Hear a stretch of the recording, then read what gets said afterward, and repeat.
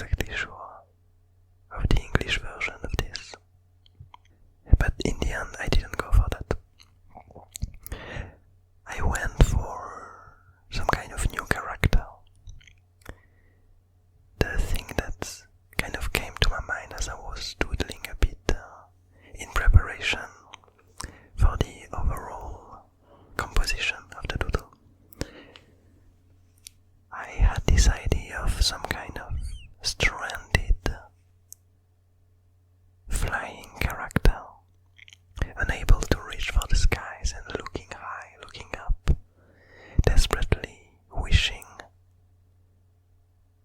to be able to access the skies. So, as a full disclosure, this doodle, the end version of it, is not exactly to my liking. I feel like I didn't manage to reach a design for this character, to reach a visual for this character that pleased me enough. I do like some parts of it, but I feel like overall it comes out a bit more clunky than I hoped. And I already had a few hints of that when I doodled the composition for it. I tried a few different head shapes, a few different body structures, but in the end it didn't feel quite exactly right. But still I went on for it while I should have probably just tried other ideas for this world. But so anyway, what I ended up with is, as I stated before, this stranded character. And so the reason why it's stranded is kind of twofold. Initially, it ends up being stranded because some kind of plant reached out from the rocks underneath and catched it while it was resting down. And we see that these plant characters are actually kind of a new species in a sense.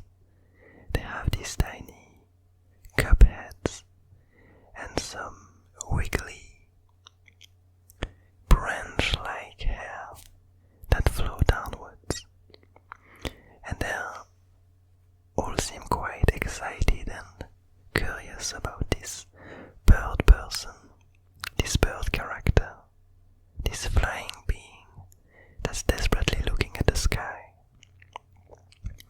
But the other reason for it being stranded is not only because of the plants, but the reason why it had to go down is because of what's happening high up.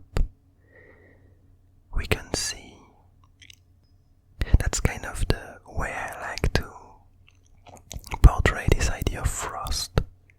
The first time I did it was for Inktober, for the word frost exactly. And so I had this notion of tiny icicles that would have broken by the wind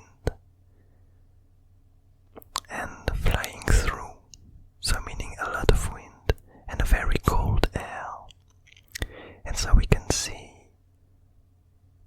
high up all these different ice pieces that are flying through, sharp, dangerous, probably really hard to fly through. And as we go down, we see that this bird character, this flying character, is also starting to freeze. Its beak, its head, shows signs of these icicles beginning to form, beginning to also break from the strong wind that's going up.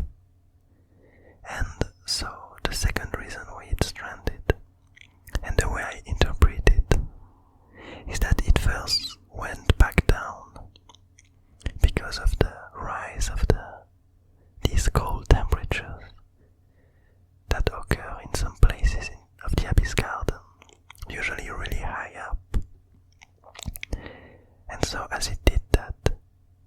various species of these tiny plants started to gather around it. But as it wanted to go back up despite the dangers, the tiny plant stopped it and stranded it to the ground, desperately wanting to protect it. As I understand it, this flying creature is probably not used to this place, or maybe it used to be coming here a long time ago, but things have changed, and the plants know that when this wind starts to occur, it is very dangerous to be up in the skies, and so they're gently trying to keep it down, to keep it to the ground to protect it from the frost, probably trying to communicate with it but unable to do so. Their only resort is to strand it, to kind of cuddle it to the stones, to keep it here. Another tiny detail that occurs at the very top right of the doodle is this black sun, which usually gives out a lot of these pollen-like particles. But here we can see that all the pollen is frozen against the sun. They can't reach back down. The outer layer of the sun has been frozen, unable to share its energy, locked by the frost. And now it's been quite a few times since we've seen this frosty environment, and I'm starting to wonder what led to it, and what could be the reason for this change of climate to occur. And so it might happen in the future that we end up digging into this question with some word that might make this idea emerge. And I'm quite curious about it because we already dug a bit into the black suns and where they come from and what they're made of, what's their purpose, how they grow, how they die. But we haven't really touched on the wind and the frost. We did touch on in the abyss. We talked a bit about how it might have come to be.